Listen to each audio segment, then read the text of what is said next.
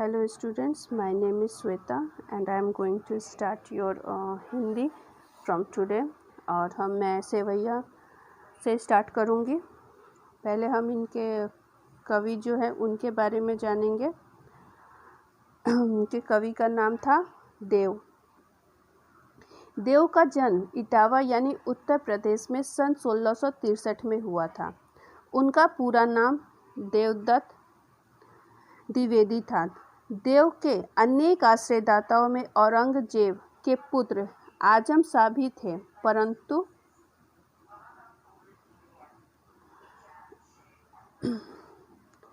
परंतु देव को सबसे अधिक संतोष और सम्मान उनकी कविता के गुणग्राही आश्रयदाता भोगीलाल से प्राप्त हुआ। यानी कि जो हमारे कवि थे उनको आश्रय की तलाश रहती थी। वो बहुत सारे राजा के पास गए थे और उनको औरंगजेब पुत्र जो थे आलम शाह उनके आश्रम में थे, लेकिन उनको वहाँ पर अच्छा नहीं लगता था, उनका मन वहाँ पर नहीं रमता था। तो बाद में उन्होंने भोगीला के आश्रय में जाकर उनको बहुत अच्छा लगा, उनको संतुष्टि मिली, तो वो वहाँ पर रहने लगे। और उन कवि जो थे वे उनके लिए रस विलास की रचना किया करते थे, जिस पर प्रसन्न होकर यानी कि जो आश्रयदाता राजा थे वो इन पर बहुत खुश होते थे और इनको लाखों की संपत्ति दे दी। कवि देव का संबंध बहुत सारे आश्रयदाता राजाओं नवाबों से होने के कारण उन्होंने वहाँ आडंबरपूर्ण जीवन का मतलब होता है उन्होंने अपनी पूरी जिंदगी वहीं पर बिताने का निर्णय किया और उन्होंने अपनी पूरी जिंदगी जो है वो वहीं पर आश्रयदाता भोगीलाल जो थे उन्हीं के राज्य में बिताया। अब हम अपना चैप्टर सेवैया स्टार्ट करेंगे। पायनी नुपुर मंजू भजे कटी किकिनी के धुनी की मधुराई।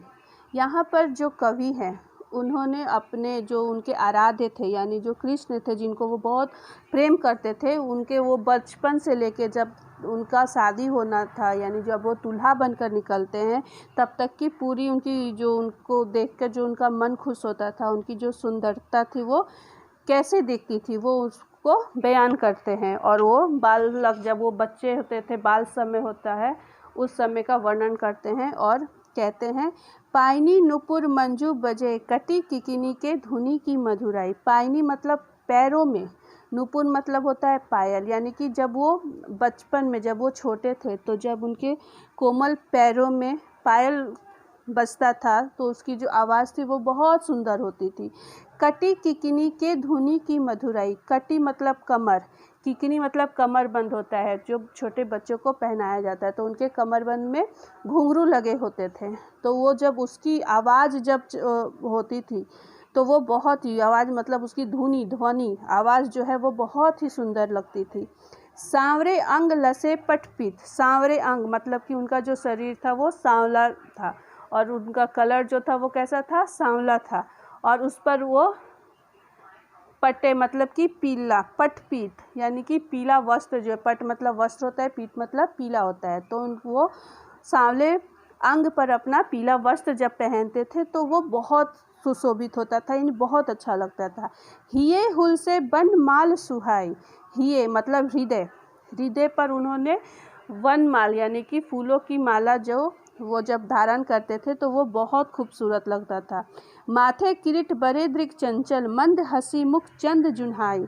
और माथे पे यानी अपने सर पर जो है वो किरीट यानी मुकुट, जो मोर का पंख होता है, तो कृष्ण जी जो है वो मोर के पंख का मुकुट पहनते थे जो उनके शरीर पर बहुत ही, उनके माथे पे बहुत ही सुंदर लगता था।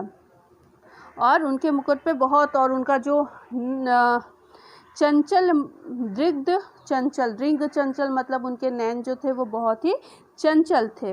हंसी मुख चंद्र जुन्हाई। हंसी जो था वो पूरी की पूरा कैसा था, चंद्रमा की तरह था, यानी जब वो हंसते थे तो वो पूरी चंद्रिका, यानी ऐसा लगता था कि चांदनी रात में जैसे चंद्रिका बिखेर देता है चांदनी, तो वो जब हंसते थे तो ऐसा लगता था कि पूरे जगत में उन्होंने चांदनी फैला दी हो।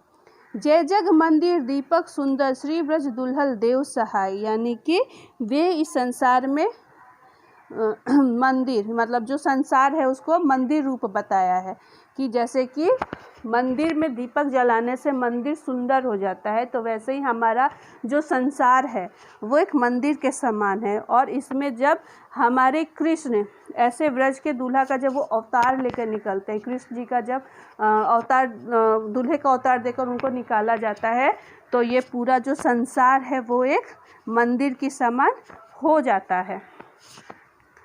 तो यहाँ पर उनके बचपन में वो कैसे दिखते थे, उनके शरीर पर जो पीला वस्त्र है वो कैसा दिखता था, उनके गले में जो फूलों की माला थी वो बहुत ही सुंदर लगती थी, माथे पर वो मोर मुकुट धारण करते हैं और उनकी आंखें जो है वो बहुत चंचल है, और वो जब हंसते हैं तो ऐसा लगता है कि चांदनी पूरे जगत में बिखेर दिया हो। और ये जो जग है यानी कि जो हमारा संसार है वो एक मंदिर के समान है, और इस मंदिर के समान में जब कृष्ण जी हमारे दूल्हा बन के निकलते हैं तो हमारा जो संसार है वो मंदिर की तरह जगमगा जाता है, सुंदर हो जाता है। अब हम हमारे दूसरे वो पे आते हैं, पैराग्राफ पे। दूसरा पैराग्राफ है, डार द्रुम पलना बिछौना नव पल्लव के, सुमन झिंगोला सोहे तन छवि भारी है। यहाँ पर किसके बारे में बात किया जा रहा है? यहाँ पर बसंत के बारे में बात किया जाता है। तो बसंत जो है वो उसका जन्म अभी नया नया हुआ है। जैसे कि एक छोटे शिशु का जन्म होता है तो उसे माँ या जो आसपास के लोग होते हैं वो उसके साथ कैसे उसको प्यार करते हैं, उसके साथ खेलते हैं, उसे हंसाने की कोशिश करते हैं। तो वैसे ही जो कवि है उन्होंने बसंत को जो है वो एक मानव का रूप दिया है, यानी इंसानी रूप में उन्होंने वर्णन किया है। तो कैसे वो बसंत को एक बच्चे के रूप में देखते हैं और उसका मानवीकरण कैसे करते हैं वो बताया है।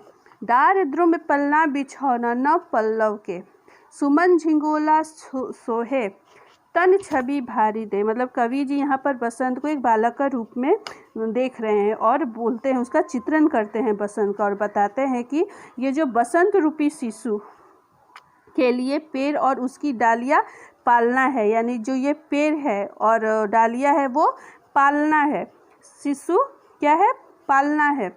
सुमन झिंगोरा सोहे तन छवि रहे, जिस पर वृक्षों के नए नए पत्ते जो है उन्होंने क्या किया है? नौ पल्लव के, यानी कि बिछौना नौ पल्लव के, जो छोटे छोटे नए नए पत्ते हैं वो उसका बिछौना बने हुए हैं। सुमन झिंगोला यानी सुमन सुसज्जित झिंगोला जो है उसके शरीर पर सुशोभित हो रहा है, यानी कि जो नया नया जो पत्ता है और उसके जो डालियाँ है वो ऐसा लग रहा है जैसे कि उसे किसी ने नया वस्त्र पहनाया हुआ है और उसके शरीर पर बहुत ही सुंदर लग रहा है। पवन झुलावे केकी कीर बतरावे देव, कोकिल हलावे हुलसावे कर तारी दे। पवन झुलावे, पवन क्या है? हवा। तो वो क्या कर रही है कि बच्चे का जो बसंत का जो पालना है, यानी जिस पर वो बसंत है उसे झुला रही है। केकी कीर, केकी कीर मतलब क्या होता है? केकी का मतलब होता है मोर और कीर का मतलब होता है तोता। तो तोता और मयूर उसको मिलकर क्या कर रहे हैं? बालक के साथ है बतरावे यानी बात कर रहे हैं। कोकिल हलावे हुल साहेब कर तारी दे, और कोकिला क्या कर रही है? यानी कोयल जो है वो क्या कर रही है? वो अपने सिर की, यानी कि वो बच्चों को हिला रही है, अपने हाथ से ताली बजा रही है, हिला रही है, उसे खुश कर रही है, उससे इधर उधर बातें कर रही है और बच्चे को खुश कर रही है। पुरित पराग सो उतारो करे नाई नोन, और कमल जो है कली, यानी जो कली है वो नायिका का रूप पकड़ लिया है। उसको यहाँ पर एक औरत का दृश्य दिखाया है कि कली जो है वो अपने सिर को लताओं की साड़ी से ढके हुए है, यानी जो पेड़ है उसकी लताएं जो है वो उसकी कली जो है, तो लता क्या होता है? कभी कभी कोई जो छोटा छोटा फूल या कली होता है तो उसके इर्द गिर्द पतला पतला डाली जो है वो क्या करता है? उसको चारों तरफ से घेर लेता है। पूरे पेड़ पर आप लोग देखते होंगे कि पूरा लताएं जो है वो क्या करता है? पेड़ों को लपेट लेता है।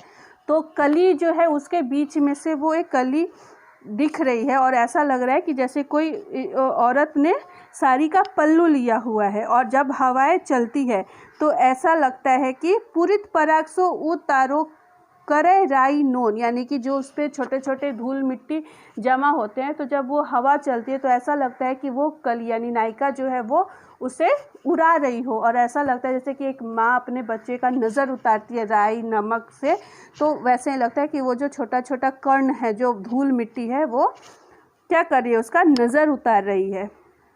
कंज कली नायिका लतान सिर सारी दे, सिर सारी दे क्या होगा, मतलब कि ऐसा लग रहा है कि वो अपने सर पर दुपट्टा लेकर वहाँ पर बैठी हुई है। मदन महीप जू को बालक बसंत ताही, प्रात ही जगावत गुलाब चटकारी दे, और ऐसा लगता है कि राजा कामदेव जो है, महीप दू यानी राजा कामदेव जो है उनको महीप